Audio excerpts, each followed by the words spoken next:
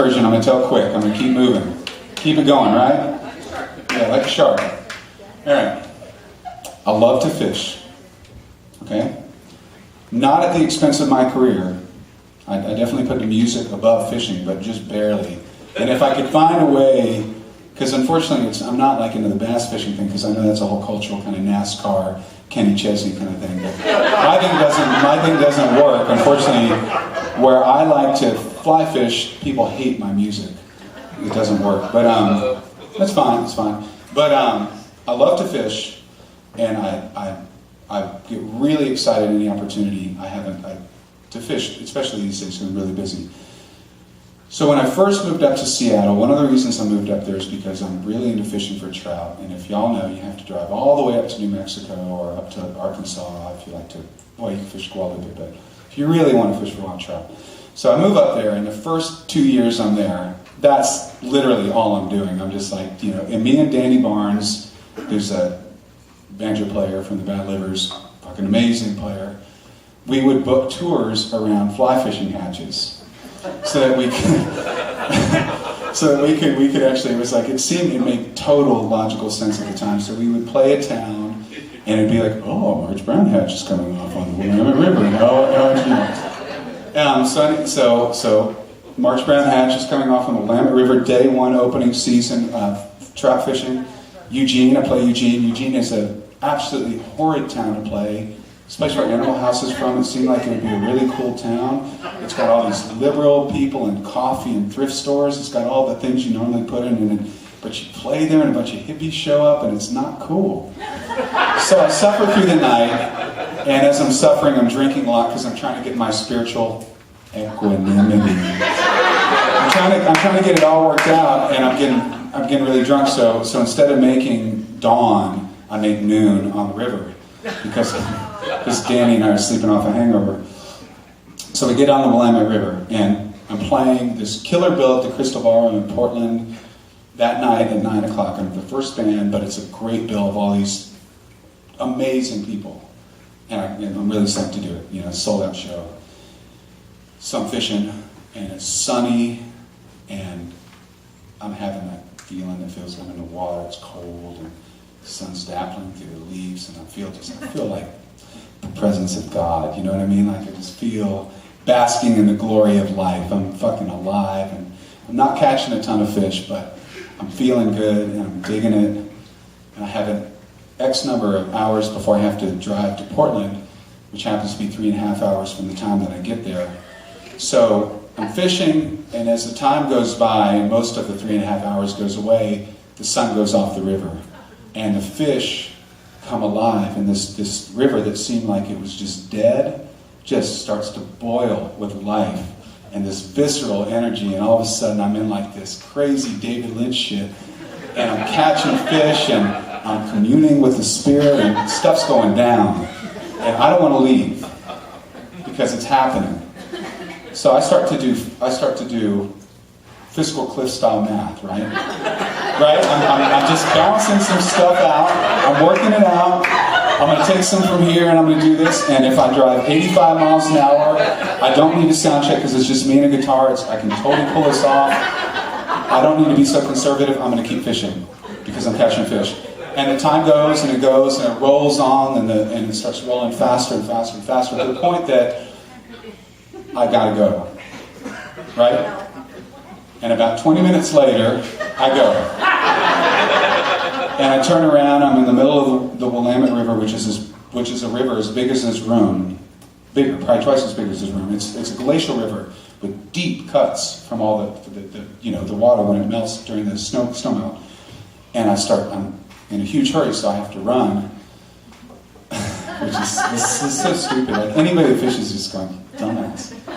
So I start running, and I'm running in my waders in the water, and then I'm swimming down the river, and then I'm drowning, and I'm like dying. I'm like literally underwater, and I'm like half the river in me or one, and I'm underwater, and I catch a pylon under I-5, and I pull myself out like some kind of like creature from, and I don't have any time. I've used up all of my getting my health back together time.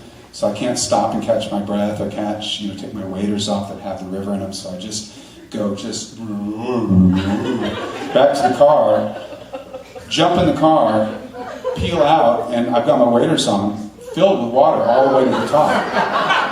And that's a lot of weight. That's probably like 80 pounds of water weight. And so I drive up I-5, and since I had taken that, originally when I calculated, I said like 60 miles an hour in my mind, but then the fishing time made it to about 85, and the car only went 82. So I'm driving like 82 and kind of trying to, lean forward so that I can make it there. Right? This is where the story starts. So all of a sudden, out of the side of my consciousness, this melody comes into my mind. And it's basically kind of saying, who are you? You just spent, you just totally screwed up this gig tonight fishing. Are you a musician or a fisherman? Good luck with that career, dude. And it dares me to write the song. And I hate being told what to do. I don't know if y'all know that. So I'm like, fuck you. Grab the guitar out of the back, roll my window down, water's cascading over my things, and I write this song while I'm driving down I-5 with my knees, trying to kind of look at the road and write in my passenger side. And I write the song, and pretty much it comes out really fast. It really does. It's truly this, like the Townes Van Sant thing, like great songs are born, and it's all there. And I'm jotting down the third verse, trying to kind of not crash at 82 miles an hour, when all of a sudden I see out of the periphery of my vision a bright glint. A bright glint happens to be an Oregon State Patrol car.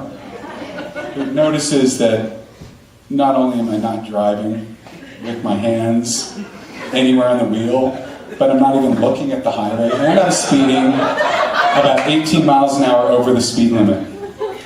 And the guy just kind of gives me one of those, and it dawns on me, and the whole world just crumbles in, and kind of just that thing like, the Charlie Brown,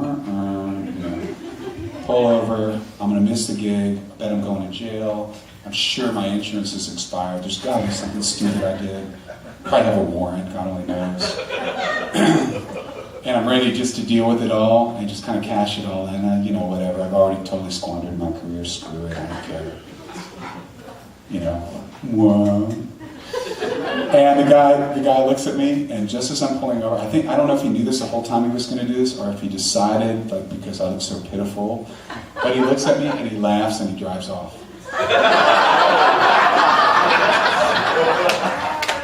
So I get back, I just kind of like, I'm looking for the cameras now. This is a candid camera thing or something, but I get back in the car and I drive to Portland, play the gig. Everything's cool, So, moral of the story is, keep fishing. Yeah. Don't worry about it, man. I don't know. There's no moral. Moral of the story is sometimes you get lucky. That's the moral.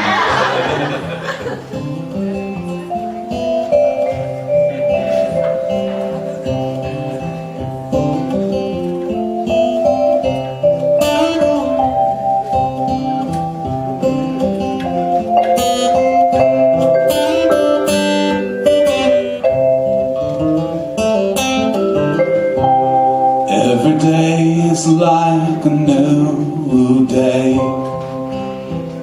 The sun has broken through the night's haze. I drink my coffee from a big cup, and I ain't never gonna get up. Oh, get up.